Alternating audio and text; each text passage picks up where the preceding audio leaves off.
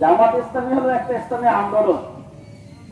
এই আন্দোলন কি করে আল্লাহর জমিনে আল্লাহর দ্বীন কায়েমে কি কাজ করে যাচ্ছে। এই জমিনে তো সকল শ্রেণীর মানুষ কি বসবাস করে, হিন্দু, মুসলিম, বৌদ্ধ, খ্রিস্টান, আওয়ামী লীগ, বিএনপি, জামাত, জাতীয়বাদী আছে না, কি বলেন? এখন আসুন, জামাত সেই আদর্শে বিশ্বাস করে। ব্যাপারে কথা বলো না, তোমরা কথা বলো না। তো জামাত সেই আদর্শে বিশ্বাস করে, মন্দের জবাবটা ভালো দিয়ে দেয়। মন্দের জবাবটা কি দিয়ে যাবে? আল্লাহ বলছেন মন্দের জবাব তুমি ভালো দিয়ে দাও, ওটা আল্লাহ নিচ্ছে। বঙ্কিমচন্দ্র বলছেন তুমি অধম, তাই বলে আমি উত্তম হয়ে বলা কেন?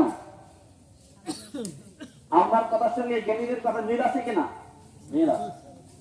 এখন ভাই প্রশ্ন করেছেন আওয়ামী লীগ আজকে আমাদের 16 বছর ধরে জ্বালাইছে, তোমাকে আমরা দরদ দিবেনই নই।